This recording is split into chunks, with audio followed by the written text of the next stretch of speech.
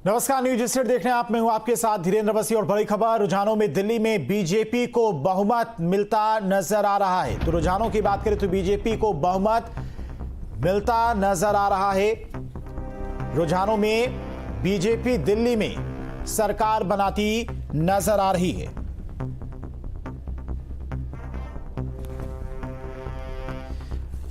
और बीजेपी नेता शरद त्रिवेदी जी हमारे साथ जुड़ गए हैं। शरद जी, बीजेपी का प्रदर्शन अगर बात करें दिल्ली में तो बेहद शानदार रहा है। अभी शुरुआती रुझान, हालांकि कई राउंड की काउंटिंग बाकी है, लेकिन लीड करती बीजेपी कहीं ना कहीं नजर आ रही है। जी हाँ, देखिए, ये तो आम आदमी पार्टी को पहले ही पता था कि भारतीय जनता पार्टी जीते, क्योंकि जब उन्होंने ये कहा कि भारतीय जनता पार्टी विधायक खरीदने की बात कर रही है और 15 करोड़ ऑफर किए हैं, तो ये तो वही पार्टी करती है जो सरकार बनाने वाली होती है। क्योंकि अगर मेरी 4 सीटें आई हैं तो मैं क्यों किसी को खरीदूंगा। तो इन्हें पहले ही पता था कि भारतीय जनता पार्टी की विजय होगी। और जनता ने जो इनका जो कहते थे पार्टी विद अ डिफरेंस, उसकी कलई खुल गई है। इन्होंने कहा हम ईमानदार हैं। ईमानदारी के जिस तरह के पोस्टर दिल्ली में इनके लगे हैं वो जनता ने देखा है। और ये इस चीज की गलतफहमी इनको थी कि शायद दिल्ली में वही फॉर्मूला चलेगा जो छोटे राज्यों में या जहां पे उतनी शिक्षा नहीं है, जहां उस तरह के एस्पिरेशन नहीं है, तो उससे ही मुकाबला कर रहे थे दिल्ली का कि साहब चंद उद्योगपति मित्र हैं और भारतीय जनता पार्टी जो संविधान की हत्या कर रही है और आरक्षण खत्म कर रही है। ये सब कहानियां जनता दिल्ली की बहुत अच्छी तरह समझती है।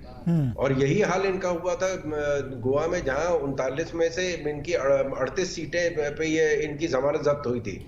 तो अब की बार दिल्ली की जनता ने बता दिया कि जो ट्रेंड पूरे भारत में चल रहा है वही दिल्ली में होगा। और दिल्ली में इनके जो भी इन्होंने कहा था कि हम 2.5 लाख हम 15 लाख कैमरे लगाएंगे, जिसका आरटीआई में पता चला कि 2.5 लाख कैमरे लगे थे। इन्होंने कहा कि दिल्ली को वाईफाई कर देंगे। वो कौन सा घर वाईफाई हुआ या गांव वाईफाई हुआ, वो अभी तक किसी को, जनता को नहीं पता है। तो ये पार्टी अकेली है जिसने अपने मुख्य सचिव की पिटाई करी है। और स्वाति मालीवाल जो इनकी विमेंस कमीशन की चेयरमैन थी, उनकी इन्होंने पिटाई करी है। तो जिस तरह का कार्यशैली इनकी रही है और जिस ईमानदारी के ऊपर ये चुनाव लड़े थे, वो कलई धुल गई है। जनता ने देख लिया और जनता ने इनको बाहर कर दिया है। शरद जी, जो आंकड़े अभी, हालांकि ये आंकड़े हैं, बदल भी सकते हैं, लेकिन इन आंकड़ों पर अगर नजर डाले तो बीजेपी दिल्ली में सत्ता में आ रही है। और अगर ये आंकड़े सही साबित होते हैं, बीजेपी दिल्ली में आ रही है, सरकार बना रही है, क्या कुछ वजह रही बीजेपी की इस बड़ी जीत की, अगर आप क्या देखते हैं? देखिए, दिल्ली में जो लोग हैं वो अलग अलग राज्यों से आए हैं। उन्होंने जिस तरह का विकास का कार्य भारतीय जनता पार्टी ने अलग राज्यों में किया है, उत्तर प्रदेश में किया, हरियाणा में किया, राजस्थान में किया है, उत्तरांचल में किया है, मध्य प्रदेश में किया है, ये देश देखा रहा है, यहाँ की जनता देख रही है। उनको वहां से सूचना मिल रही थी। दिल्ली की जितनी आबादी है उससे ज्यादा उत्तर प्रदेश में शौचालय बना है। 10 लाख करोड़ का हमारा जो कैपिटल एक्सपेंडिचर बजट था, 2.5 लाख करोड़ का रेलवे का जो बजट था। पहली बार भारत के इतिहास में 900 करोड़ 900 बिलियन डॉलर का निर्यात हुआ है। 600 बिलियन डॉलर का फॉरेन एक्सचेंज रिजर्व है। तो जिस तरह का विकास का कार्य हुआ है, ये सोशल इंजीनियरिंग कर रहे थे, हम सोशल डिलीवरिंग कर रहे थे। जो हमने कहा था वो करके दिखा दिया। 15 पैसा नहीं जनता के पास जाता है, 1 रुपया सरकार के पास से चलता है और 1 रुपया जनता के पास पहुंचता है। तो जो कार्य, हम सिर्फ कार्य के ऊपर गए हैं, ना हम जाति, ना धर्म, ना संप्रदाय, ना संस्कृति पर हम चुनाव लड़े। ने जो कहा था वो किया है और वही करेंगे। ये दिल्ली की जनता जो इससे महरूम थी, अब दिल्ली की जनता ने अपनी सरकार लाई है, भारतीय जनता पार्टी की सरकार लाई है। और अब जो विकास का कार्य दिल्ली में नहीं हुआ था इतने सालों में, वो होगा। आप देख लें कि दिल्ली में 12,700 किलोमीटर सड़क है। मुझे नहीं लग रहा एक भी सड़क ऐसी है जिसपे कोई चल सके। दिल्ली में इन्होंने जिस तरह के घोटाले किए हैं, जिस तरह शराब का घोटाला किया, जिस ईमानदारी के ऊपर ये चुनाव लड़के जीते थे, शराब के घोटाले ने, और बाकी जो इन्होंने शिक्षा में घोटाला किया है, जहां इन्होंने जो सफाई कर्मचारी, 900 सफाई कर्मचारी इन्होंने निकाले थे। जब उन्होंने अपने पैसे की मांग करी तो उसके इनके कार्यकर्ताओं ने उनको पीटा। जो कह रहे थे कि मैं सरकारी गाड़ी नहीं इस्तेमाल करूंगा, मैं सरकारी मकान में नहीं रहूंगा, क्या इन्होंने उसके बाद किया है वो जनता ने देखा है। और ये तो डाकुओं के यहाँ भी चोरी करते हैं, डाकुओं के यहाँ डकैती डालते हैं। सुकेश चंद्रशेखर ने खुद कहा है कि हमसे सरकार पैसे मांग रही थी, पैसे ले रही थी। और सबसे ज्यादा विकास का कार्य अगर दिल्ली में हुआ तो जेल में हुआ है। वहां मसाज पार्लर खुल गया, वहां सारी सेवाएं सुविधाएं सारी जो है वो तो जेल में हो गई, क्योंकि इनको मालूम था कि इनको जेल जाना है, तो इन्होंने सबसे पहले सारा इंतजाम जेल में करके रख लिया ताकि इन्हें कोई तकलीफ ना हो वहां जाके। और अभी इन्होंने जो आरोप प्रत्यारोप की जो इनका दौर है वो पहले ही चुनाव से पहले ही शुरू किया। इन्हें पता था कि क्या होने वाला है, इन्होंने पहले ही से पेशबंदी कर ली। जैसे वकालत में कहते हैं कि केस क्या है वो एक अलग कहानी है, लेकिन पेश क्या करना है वो अलग कहानी है। तो जज साहब के सामने क्या पेश करना है, तो इन्हें क्या पेश करना था जनता के सामने वो देख लिया है। इंडी गठबंधन पहले ही निपट चुका है। ठीक है, शरद जी आएंगे आपके पास। आंकड़े देखिए काफी तेजी से बदल भी रहे हैं। अभी बीजेपी जहां 50 तक पहुंच गई थी शुरुआती रुझान में, अब 39 सीटों पर बीजेपी आ गई है और आम आदमी पार्टी 30 सीट पर पहुंच गई। हालांकि ये शुरुआती रुझान है, काउंटिंग अभी भी जारी है। अशोक यादव जी हमारे साथ जुड़ गए हैं, समाजवादी पार्टी के प्रवक्ता। अशोक जी, समाजवादी पार्टी ने समर्थन किया था आम आदमी पार्टी को दिल्ली में, रुझान जो सामने आए आप भी देख रहे होंगे सुबह से, क्या कुछ कहेंगे? First comment. देखिए, वहां पे रुझान अभी इनिशियल स्टेज में है, तो अभी बहुत कुछ कहना उसमें उचित नहीं होगा। लेकिन जो स्थिति दिल्ली की है, उस दिल्ली की जो आम जनमानस के जीवन स्तर में सुधार अगर किसी ने लाया है तो आम आदमी पार्टी की सरकार ने लाया है। दिल्ली की जनता के, आप स्वास्थ्य ले लीजिए, शिक्षा ले लीजिए, वहां की जनता के जेब का ख्याल अगर किसी ने किया है तो आम आदमी पार्टी की सरकार ने किया है। आप 10 साल के आम आदमी पार्टी के कार्यकाल में कोई ऐसा काम नहीं था जो जनता में एंटी इनकम्बेंसी का कारण बने। अभी चूंकि मैं फिर कहूंगा शुरुआती रुझान है, जैसे जैसे समय बीतेगा आप देखिए जो आंकड़े अभी चल रहे हैं इसका उल्टा हो जाएगा। क्योंकि भारतीय जनता पार्टी को लेकर के जो अभी हमारे प्रवक्ता साथी ने कहा भाजपा के कि हम जाति धर्म की राजनीति नहीं करते, लेकिन उनके पास जाति धर्म के अलावा है ही क्या। आप उत्तर प्रदेश से एग्जाम्पल ले लीजिए, चाहे वो पेपर लीक कराने वाली पार्टी सुहेल देव पार्टी हो, चाहे भगवान राम को गाली देने वाली निषाद पार्टी हो, चाहे आम आदमी, चाहे अपना दल हो, तो ये लोग क्या कोई राष्ट्रवाद या धर्म ध्वजा का आवरण लेके थोड़ी चल रहे थे आगे आगे। ये लोग तो विशुद्ध रूप से राजनीतिक जो पार्टियां हैं ये जातिवाद पे आधारित पार्टियां हैं जिनका नाम मैंने लिया। उसके बाद ये कहते हैं हम तो जातिवाद की बात नहीं करते। पूरी भारतीय जनता पार्टी की विरासत थी धर्म के राजनीति करने पर है, सनातन का व्यापार करने पर है, धर्म का व्यापार करने पर है। लेकिन महाकुंभ में जो घटित हुआ इससे पूरी दुनिया को पता चला ये सनातन के आस्था इनके नहीं है सनातन में, बल्कि सनातन का व्यापार करने वाले लोग हैं, सनातन के हत्यारे लोग हैं, और उन सनातन के जो हमारे श्रद्धालु मारे गए उनकी लाशों के साथ अमानवीयता करने वाले लोग हैं, उनकी लाशों के आंकड़े छुपाने वाले लोग हैं। ये सारी चीजें इस महाकुंभ के माध्यम से पता चल गई। और ये भी पता चला कि ये जो हमारे श्रद्धालु मारे गए हैं इनकी हत्या के पीछे, इनके मारे जाने के पीछे अगर कोई कारण है तो वो योगी सरकार की दुर्व्यवस्था और भ्रष्टाचार। वहां पे 30-30 पैंटून ब्रिज बने थे, चूंकि ये मामला महाकुंभ पर नहीं है इसलिए मैं मिल्कीपुर सीट पर की अगर बात करें तो वहां पर भी जो बीजेपी के प्रत्याशी हैं चंद्रभानु पासवान वो लीड करते नजर आ रहे हैं 11-12 हजार वोटों से। हालांकि अभी कई राउंड की काउंटिंग होगी, लेकिन ये शुरुआती रुझान है जहां बीजेपी के प्रत्याशी लीड कर रहे हैं। क्या कहेंगे, ये तो सबसे सेफ सीट है समाजवादी पार्टी की? नहीं, देखिए पूरे हिंदुस्तान में कोई सेफ है क्या? भारतीय जनता पार्टी के रिजीम में कोई सेफ नहीं है। आप देखिए जो 26 मई 2014 को शाम को 6 बजे से जैसे ही मोदी जी ने शपथ ग्रहण किया पहली बार जो प्रधानमंत्री पद का, उसी समय से उसी दिन से 26 मई 2014 शाम को 6 बजे से चुनाव आयोग सहित देश के तमाम संवैधानिक संस्थाओं पर राहु और केतु का ग्रहण लग गया और वो संवैधानिक संस्थाएं एक एक करके दम तोड़ रही हैं। आप कह रहे हैं बड़ी सुरक्षित सीट थी, वही मैं कह रहा हूं कि इनके राज में कहीं कोई नहीं सुरक्षित है, न तो चुनाव आयोग सुरक्षित है, न तो संवैधानिक संस्थाएं सुरक्षित है। एक चीज सुरक्षित है, इनकी सत्ता सुरक्षित है, और वो सत्ता बहुत जल्द धीरे धीरे इनको लोकसभा चुनाव 2024 में जनता ने दिखाया कि अब वो जो देश की जनता और देश के संवैधानिक संस्थाओं को असुरक्षित करने वाली पार्टी है उसको जनता असुरक्षित करने का एक मैसेज दे दिया है। और चूंकि ये उपचुनाव है, उपचुनाव में इनके प्रशासनिक बेईमानी, प्रशासनिक उत्पीड़न को लेकर के आपने देखा होगा चुनाव वाले दिन जो जो घटनाक्रम घटित हुआ, एक एक आदमी 6-6 वोट मार रहा है भाजपा का। उसने बोला भी ऑन कैमरा कि हाँ पीठासीन अधिकारी लोगों ने, वहां के अधिकारी लोगों ने बहुत मदद किया, हमने 6 वोट भाजपा को मारे हैं। तो ये एक तो पूरे पतेली का एक चावल आप निकाल के देख लीजिए, उसी चावल से पूरे पतेली का हाल पता चल जाता है। तो इस तरह के जो भी घटनाक्रम मिल्कीपुर में घटित हुए चुनाव वाले दिन, उस दिन को लेकर के बिल्कुल क्लियर था कि ये बेईमानी करेंगे, लेकिन उसके बाद भी हमें जनता पे। ठीक है अशोक जी, आएंगे आपके पास। बड़ी खबर मिल्कीपुर से, इस वक्त की बड़ी खबर आपको बता दें, काउंटिंग लगातार जारी है। मिल्कीपुर में छठे राउंड की काउंटिंग पूरी हो चुकी है। 17,000 वोटों से चंद्रभानु पासवान आगे चलते हुए नजर आ रही हैं। अयोध्या के मिल्कीपुर में 6 राउंड की गिनती पूरी हो चुकी है। 17,000 वोटों का अंतर आ चुका है। अशोक जी,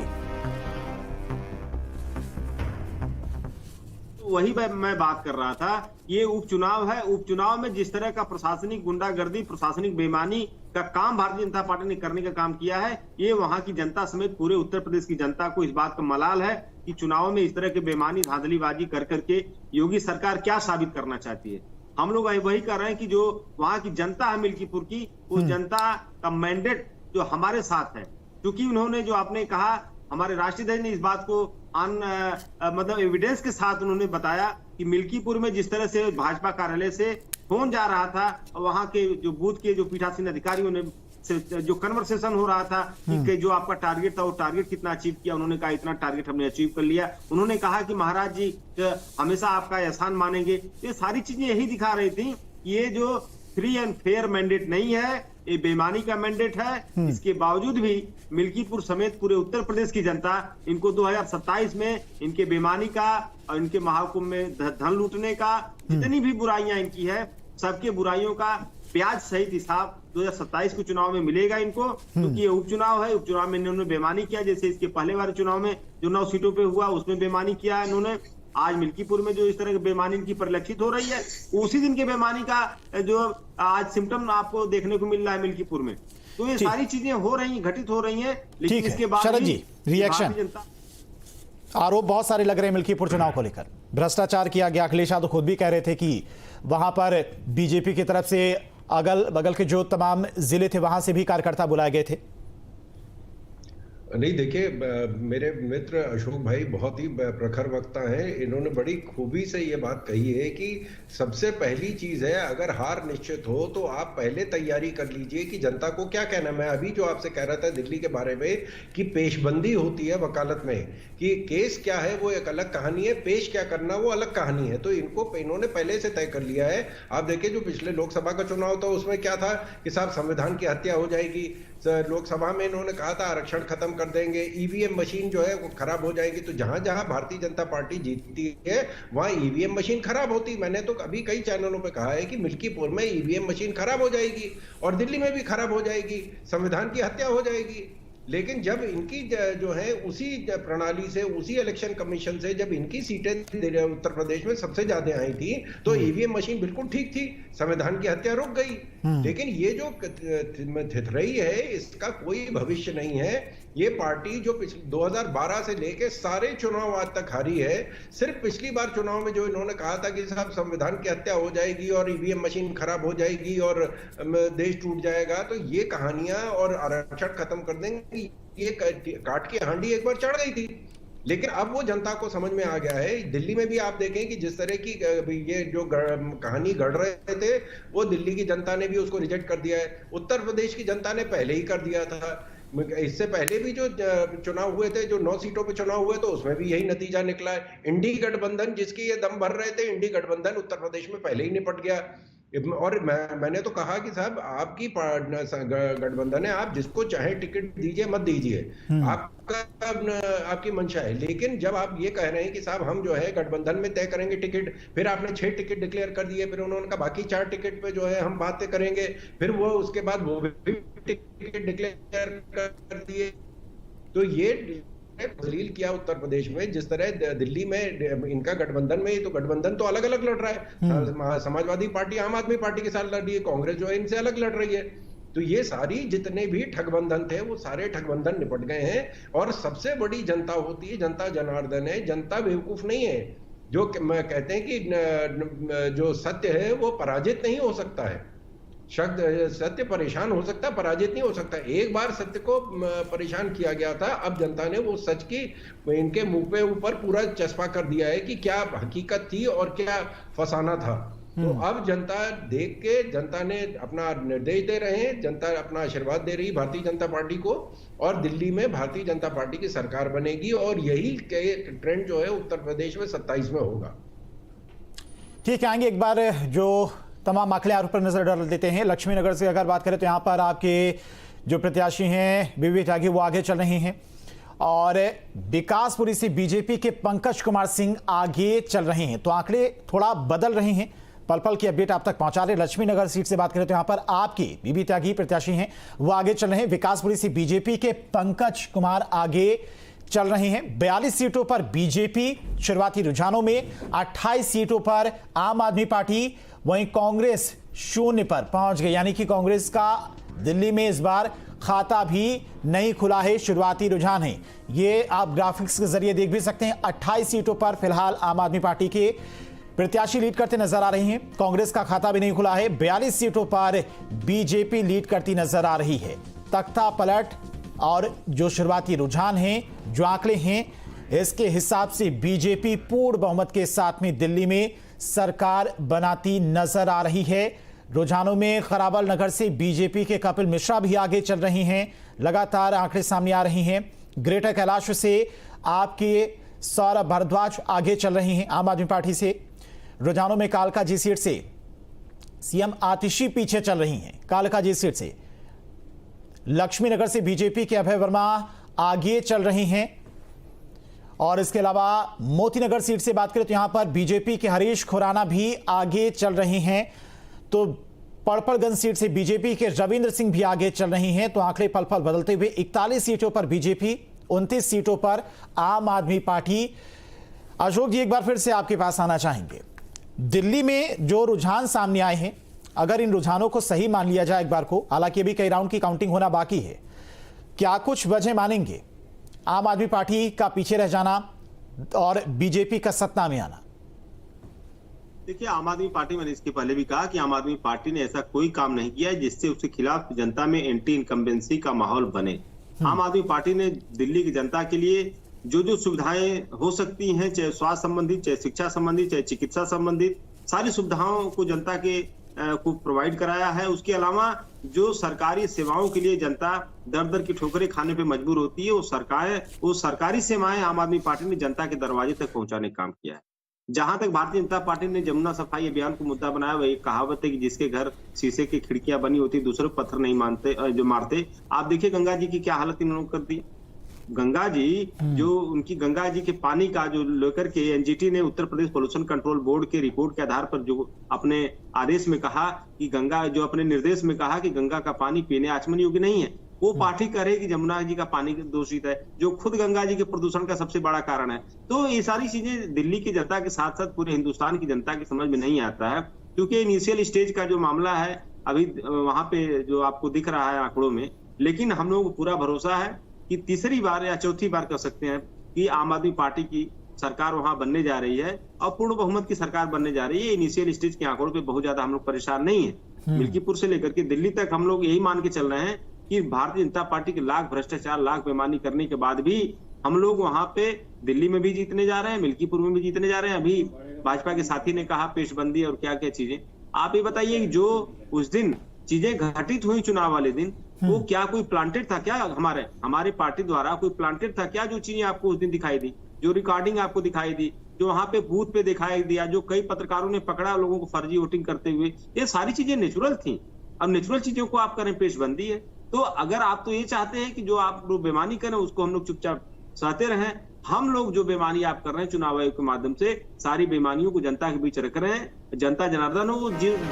ठीक है, आएंगे अशोक जी। मिल्कीपुर से इस वक्त की बड़ी खबर, काउंटिंग लगातार जारी है। 4 राउंड की काउंटिंग हो चुकी है। 22,000 वोटों से मिल्कीपुर से बीजेपी के प्रत्याशी चंद्रभानु पासवान आगे चल रहे हैं। तो बड़ी खबर, 22,000 वोटों से लीड करते हुए बीजेपी प्रत्याशी चंद्रभानु पासवान काफी पीछे चल रहे हैं। यहां पर अजीत प्रसाद, 22,000 वोटों का अंतर आ चुका है अशोक जी मिल्कीपुर सीट पर। कुल 22,000 वोटों का अंतर आ चुका है। देखिए, जो आपको रिफ्लेक्शन मिल रहा है वोटों में, जो आपको दिख रहा है कि 22,000 वोट से आगे चल रहे हैं, ये इनकी बेईमानी कुछ देर तक आगे चलेगी और बेईमानी और लूट आगे चलेगी। तो हमारे राष्ट्रपति जी ने कहा था कि अन्य जिलों से लोग बुलाए गए हैं, जो बेईमानी की गई वो किसी से नहीं छुपी है। इसको आप पेशबंदी कर सकते हैं, इसको आप हार का ठीकरा कर सकते हैं, जो भी कर सकते हैं भाजपा के लोग, लेकिन न तो ये पेशबंदी है, न तो हार का ठीकरा है। जो चीज घटित हुआ है वो जनता जनार्दन के सामने है, पूरे देश के सामने, मीडिया के सामने है। रह गई बात जीत हार की, आप देखिए जो फुल फ्लेज का चुनाव होता है चाहे वो लोकसभा का चुनाव हो, चाहे विधानसभा का चुनाव हो, जो भी फुल फ्लेज का चुनाव होता है, आपको उसमें भारतीय जनता पार्टी लाख बेईमानी करने के बाद भी पीछे हुई। आप लोगों ने कई बार सवाल किया कि अगर इस तरह चुनाव आयोग या सरकारी मशीनरी खराब रहती तो आप 37 सीटें क्यों जीतते लोकसभा चुनाव में। लेकिन उसका जवाब यह है कि अगर सरकारी मशीनरी सही रहती, चुनाव आयोग फ्री एंड फेयर रहता, तो हम लोग 37 नहीं 50 सीटें उत्तर प्रदेश से जीत रहे थे। भारतीय जनता पार्टी 240 नहीं 140 तक सिमट रही थी। क्योंकि ये बेईमानी भ्रष्टाचार ही है इनका, जो चुनाव आयोग के माध्यम से, तमाम सरकारी एजेंसियों के माध्यम से ये 240 तक पहुंचने में कामयाब रहे और यहाँ पे हम लोग 37 तक ही जीत पाए। आपको फर्रुखाबाद का एग्जाम्पल आपको देखना चाहिए। वहां पे कई न्यूज एजेंसियों ने सर्वे करके बताया कि किस तरह फर्रुखाबाद में चुनाव से 2 दिन पहले लगभग 27 से 28 हजार वोट काटे गए टारगेट करके समाजवादियों के, और उसके बाद 2000 वोट के लमसम से भाजपा प्रत्याशी जीतता है। तो इस तरह की फर्रुखाबाद टाइप की बीमारियां हमारे साथ कई जगह पे हुई। तो 37 नहीं, हम लोग 50 का आंकड़ा टच कर रहे थे लोकसभा चुनाव में। और ये मिल्कीपुर के अलावा जो भी उपचुनाव हुए हैं, ये भारतीय जनता पार्टी की जीत नहीं है, उसकी बेईमानी परिलक्षित हो रही है। लेकिन जब अवसर मिलेगा, जनता सारी बेईमानियों के जवाब देगी। जी शरद जी, आंकड़े देखिए, दिल्ली के भी पल पल बदल रहे हैं और टक्कर यहां पर आम आदमी पार्टी देती नजर आ रही है। बहुमत से बहुत ज्यादा दूर नहीं है। आम आदमी पार्टी 29 सीटों पर अगर बात करें तो लीड करती नजर आ रही है और बीजेपी 41 सीटों पर। तो मामला यहां पर काफी दोनों ही तरफ से टक्कर का दिखाई दे रहा है। देखिए, अभी आंकड़े पूरे नहीं आए तो ये तो हम लोग खाली बात कर रहे हैं, लेकिन आप देख लें शाम को भारतीय जनता पार्टी की सरकार के हक में नतीजा आएगा और भारतीय जनता पार्टी सरकार बनाएगी।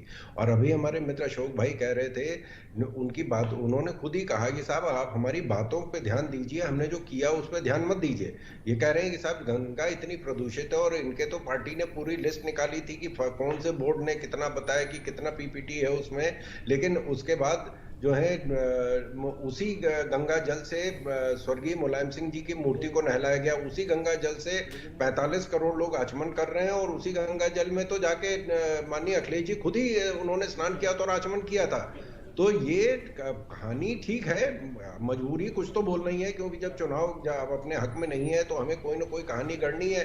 जब ये जीतते हैं तो पार्टी सही होती है, जब ये जीतते हैं तो चुनाव की प्रक्रिया बिल्कुल सही होती है, जहां हारते हैं वहीं सारी कहानी गड़बड़ हो जाती है। तो इस कहानी को तो उमर अब्दुल्ला जी ने भी कहा है कि साहब इन बातों में कुछ नहीं रखा है। और ये जो गठबंधन है, अगर उत्तर प्रदेश में लड़के पसंद थे फिर लड़के अलग हो गए, फिर चाचा भतीजा पसंद थे वो अलग हो गए, बुआ बबुआ पसंद थे वो अलग हो गए, और दोबारा लड़के पसंद थे वो फिर अलग हो गए। तो जनता जनार्दन है, जनता देख रही है, जो कुछ है आपको जनता के बीच में जाना है। जिस तरह का कार्य दिल्ली में हुआ है, मैं तो उन चीजों की बात कर रहा हूं जिनका प्रमाण की जरूरत नहीं, जो किया गया है। 35 करोड़ रुपया जो जब्त होना चाहिए था, जो एयरपोर्ट पे दुकान खुलनी थी उसका परमिशन एयरपोर्ट अथॉरिटी से लेनी थी, अगर परमिशन नहीं मिली तो उसमें कंडीशन थी कि वो पैसे जब्त हो जाएंगे। इन्होंने वो पैसे वापस कर दिए। 50 रुपए पर पेटी एक्स्ट्रा इन्होंने फंड दिया है सेल पे, और 1450 करोड़ रुपए का दिल्ली सरकार को नुकसान हुआ है। तो ये कहानियां जो हैं जनता देख रही है। जनता उस तरह की नहीं कि जो कुछ राज्यों में जहां इतनी शिक्षित जनता नहीं है, जहां इस तरह के लोग जो कहते हैं कि नहीं साहब हमको तो सब जो लोग पूंजीपति हैं उनको कोसने से हमारी सरकार चलेगी। ये प्राइवेट समाजवाद है। इन्होंने तो समाजवादी पार्टी ने तो उत्तर प्रदेश में दादरी में अनिल अंबानी जी को जमीन दी। मैं तो नाम बता रहा हूं, चंद उद्योगपति की बात नहीं कर रहे हैं। उन्होंने जमीन दी और न देने में हम शामिल थे न लेने में वापस शामिल थे। वो बहन जी की जब सरकार आई तो वो जमीन वापस किसानों को दी गई है। तो ये इन सब जितनी कहानियां हैं कि साहब चंद उद्योगपति से मिले हुए हैं और अडानी अंबानी है, इसके सबके ऊपर दिल्ली की जनता ने पटरा बिछा दिया है। ये कहानियां सब खत्म हो गई हैं। ये सोशल इंजीनियरिंग कर रहे थे, हम सोशल डिलीवरिंग कर रहे थे। जो हमने कहा था वो करके दिखाया। पहले 15 पैसे जाते थे, 1 रुपए चलता था 15 पैसे पहुंच जाते थे, अब 1 रुपए चलता है 1 रुपए पहुंचता है। तो जिस तरह का विकास का कार्य हुआ है, हम सिर्फ विकास की बात करते हैं, ना हमारा पीडीए है ना एबीसीडीए है, हम सिर्फ विकास की बात करते हैं और विकास पे जनता मोहर लगाती है। यही ट्रेंड चला है 2014 से और यही ट्रेंड आगे चलेगा। ठीक है, एक बार नजर डाल लेते हैं आंकड़ों पर। लगातार आंकड़े बदल भी रहे हैं। तो 42 सीटों पर इस वक्त बीजेपी लीड करती नजर आ रही है। 28 सीटों पर आम आदमी पार्टी दिल्ली में। मिल्कीपुर सीट की बात करें तो यहां पर अब तक कई राउंड की वोटिंग काउंटिंग हो चुकी है, करीब 6 राउंड की काउंटिंग हो चुकी है और उसमें बीजेपी के प्रत्याशी लीड करते नजर आ रहे हैं। ये दिल्ली के आंकड़े हैं। 42 सीटों पर बीजेपी, 28 सीटों पर आम आदमी पार्टी और कांग्रेस का इस बार खाता भी नहीं खुल पाया है दिल्ली में। और कांग्रेस का जो प्रदर्शन रहा है, आम आदमी का जो प्रदर्शन रहा है, इसको लेकर उमर अब्दुल्ला की तरफ से एक पोस्ट भी किया गया। उन्होंने कहा कि और लड़ लो आपस में। ये तस्वीर है चंद्रभानु पासवान की, जो कि मंदिर पहुंचे थे अपने परिवार के साथ, अपनी पत्नी के साथ में भगवान का आशीर्वाद लेने के लिए। तो रुझानों में बीजेपी फिलहाल दिल्ली में सत्ता में आती हुई नजर आ रही है, बहुमत से काफी आगे। वहीं आम आदमी पार्टी की बात करें तो 28 सीटों पर आम आदमी पार्टी के प्रत्याशी आगे चल रही हैं, बहुमत से करीब 8 सीटें अभी आम आदमी पार्टी पीछे है। मुकाबला यहां पर टक्कर का देखने को मिल रहा है, लेकिन अभी कई राउंड की काउंटिंग होना बाकी है। मिल्कीपुर की सीट की बात करें तो वहां पर भी लीड करते नजर आ रही हैं चंद्रभानु पासवान। और वरिष्ठ पत्रकार विजय उपाध्याय जी हमारे साथ जुड़ गए हैं। बहुत बहुत स्वागत है सर विजय जी आपका। सबसे पहला कमेंट आपका चाहेंगे, दिल्ली के जो रुझान सामने आ रहे हैं, 42 सीटों पर बीजेपी के प्रत्याशी, 28 सीटों पर आम आदमी पार्टी। देखिए, इस बदलाव की संभावना पहले थी। तमाम एग्जिट पोल ने इस बात को इंडिकेट किया था। वहां का दिल्ली का माहौल भी ऐसा था। दूसरा, जो अरविंद केजरीवाल की पॉलिटिक्स है, जो एक्स फैक्टर था उनका, जो भारतीय राजनीति से खुद को अलग करते थे कि हम व्यवस्था बदलने के लिए नैतिक, मर्यादित और आम लोगों के जीवन से जुड़े हुए काम करने के लिए आए हैं। हमारी सारा हमारा जो पैरामीटर है वो आम राजनीतिक दलों से अलग है। आरोप लगते ही हम सत्ता छोड़ देंगे, भ्रष्टाचार नहीं करेंगे, वो सारे इनके पैमाने ध्वस्त हो चुके हैं। चेहरे से नकाब हट गया था। जनता इस बात को समझ चुकी थी कि हमको अगर ये फ्री में दे रहे हैं तो खुद को क्या मिल रहा है इनको। वो सारी सवाल डिबेट में आ गए। जिस तरह से शराब वाले मामले में इन पे आरोप लगे, सीएजी रिपोर्ट ने हालांकि वो आई नहीं है लेकिन लीक हुई, और आरोप ये है कि 2000 करोड़ रुपए के उसमें घोटाले का आरोप इन पे है। तो जब आप एक कॉमन प्लेटफॉर्म पे आ जाते हैं तो जनता को लगा इनमें, कांग्रेस में, बीजेपी में या अन्य पार्टियों में कोई फर्क नहीं है, हम इनके साथ ही क्यों जाएं। तो ये एक ऐसा चुनाव है और इसमें कांग्रेस ने भी अपनी बढ़त बनाने की कोशिश की, चूंकि उसे फ्यूचर की, अपनी राजनीति की चिंता है। आम आदमी पार्टी 10 साल के इतिहास में राष्ट्रीय पार्टी बन गई और 125 साल की कांग्रेस लगातार पिछड़ती जा रही है। तो कांग्रेस को भी लगा कि हमारी जो रणनीति है वो गलत है। हमें खूब अच्छे से याद है 2014 में जब इनकी 67 सीट पे जीत हुई थी आम आदमी पार्टी की, तो कांग्रेस के नेता राहुल गांधी ने कहा कि हम अरविंद केजरीवाल से सीखेंगे। यानी कि एक 100 साल से ज्यादा की पार्टी का नेता इनसे सीखने को तैयार था। लेकिन 10 साल के जो 10, 12, 11 साल का जो ये एक दशक से थोड़े ज्यादा समय तक इनकी दिल्ली में जो वर्चस्व था, जो इनका एक ऑरा बना हुआ था, वो इस बार ध्वस्त होता हुआ नजर आ रहा है। वजह यही है कि जो कुछ आपने किया उसके अलग आप दिखाई दिए। एक कहानी है सुदर्शन जी की हार की जीत, जिसमें डाकू खड़क सिंह गरीब के भेष में एक बाबा का घोड़ा छीन लेता है और बाबा कहते हैं इस घटना का जिक्र मत करना। लेकिन आज उस तरीके की चीजें देखने को मिल रही हैं कि गरीब के भेष में या चेहरा बदलकर या काम कुछ और करते हैं लोग, बोलते कुछ और है। तो राजनीति में ये ज्यादा देर तक चलता नहीं। इसका सबूत दिल्ली के चुनाव के जो रिजल्ट दिखाई दे रहे हैं वो है। आम आदमी पार्टी और कांग्रेस का अलग अलग लड़ना क्या नुकसानदायक साबित हो गया कांग्रेस के लिए ज्यादा और आम आदमी पार्टी के लिए भी सर? नहीं, मुझे लगता है कि आम आदमी पार्टी को ज्यादा नुकसान हुआ है। कांग्रेस तो चाहती थी कि आम आदमी पार्टी कमजोर हो, क्योंकि दिल्ली को केंद्र बनाकर आम आदमी पार्टी ने कांग्रेस को गुजरात में, मध्य प्रदेश में, छत्तीसगढ़ में, कर्नाटक में, हर जगह, गोवा में, हर जगह, पंजाब में, हरियाणा में, हर जगह तो कांग्रेस को नुकसान पहुंचा रहे थे। तो जब आप लंबे बड़े बैटल फील्ड में कांग्रेस के साथ मुकाबले में हैं, तो दिल्ली में कांग्रेस आपको क्यों स्कोप देगी? और कांग्रेस के साथ तालमेल न करने का फैसला कांग्रेस का नहीं था, अरविंद केजरीवाल का था। कांग्रेस तो शायद चाहती भी होगी कि तालमेल कर लें, लेकिन ये नहीं चाहते थे। तो जाहिर है इसका नुकसान आम आदमी पार्टी को दिखाई दे रहा। मंत्री और मुख्यमंत्री योगी आदित्यनाथ जी के रीतियों और नीतियों से प्रभावित होकर मिल्कीपुर की जनता ने जिस तरह से अपार जन समर्थन दिया है, उसके लिए मैं मिल्कीपुर की जनता के चरणों में कोट कोट प्रणाम करता हूं, वंदन अभिनंदन करता हूं।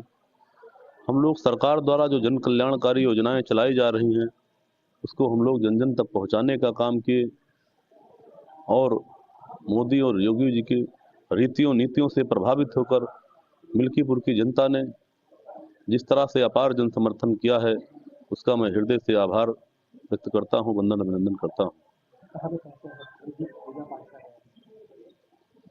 प्रभु श्री राम लला हमारे आराध्य देव हैं। हनुमान जी महाराज, भगवान सूर्यदेव को मैं प्रणाम करता हूँ। मैं अपने घर से सुबह निकलते ही माँ भगवती दुर्गा जी के दर्शन किए, पूजन किया शिव जी का, फिर माँ कामाख्या धाम दर्शन के उपरांत हनुमानगढ़ी गए, वहाँ से उपरांत तो भगवान सूर्यदेव के दर्शन कर रहा हूँ। इन्हीं के आशीर्वाद से ही संभव हो पाया है। और हमारे मिल्कीपुर के जनता के आशीर्वाद से ही संभव हुआ है। मिल्कीपुर का जनता को मैं प्रणाम करता हूँ। धन्यवाद। तो चंद्रभानु पासवान को सुने थे जीत को लेकर काफी ज्यादा आश्वस्त, और अब परिवार के साथ में मंदिर पहुंचकर